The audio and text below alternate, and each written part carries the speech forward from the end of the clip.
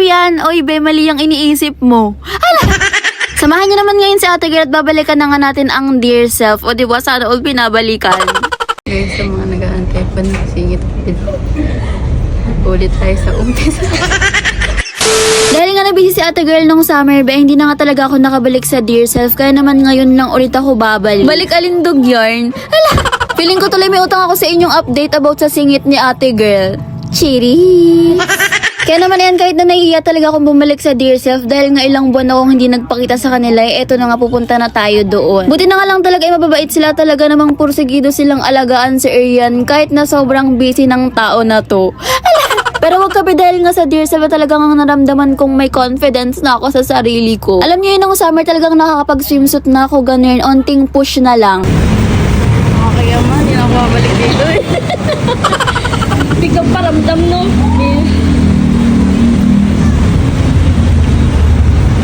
Minulto ka na ba, Arian?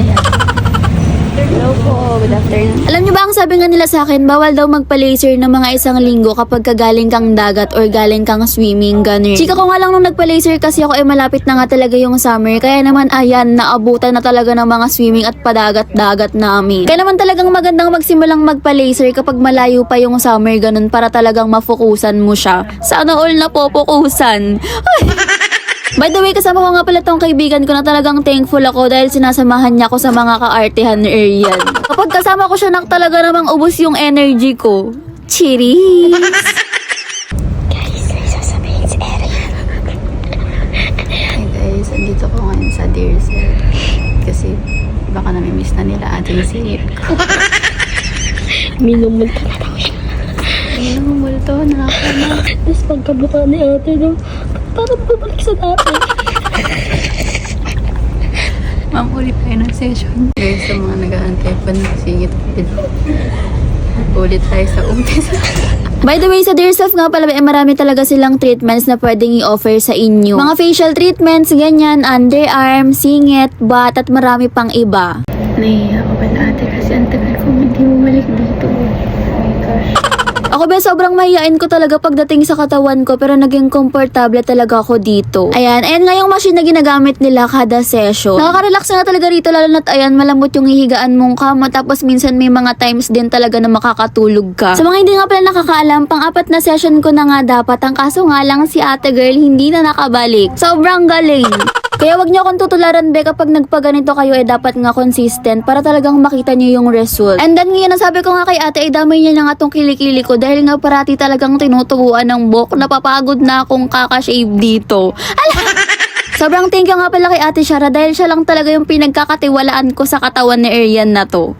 Cheeries! Alam ko namang marami sa atin bayan talagang shy type, kaya naman pwede kayong mamili kung sino ang gusto nyong gumawa sa inyo, ganun. Kagaya ko, pwede nga kayong mag-request na kung sino nga lang yung unang-unang humawak sa inyo, ayun nga lang yung hawak sa inyo hanggang sa last session nyo. O diba, kabog? Banda rito talagang nakikiliti na ako, pinipigilan ko lang. Ayan, nagkaroon din ng tamang ginawa si Ate Girl dahil nga ang sabi ko, ang ginagamit ko nga ay nagsishave na nga lang ako dahil nga tinatamad na akong mag-wax.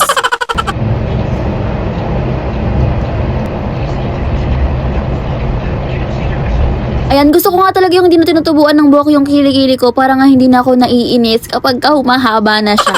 Syempre, maraming session din yung kailangan para makita natin yung result sa underarm. And then, ayan, manganganak na siya. Ala, hindi!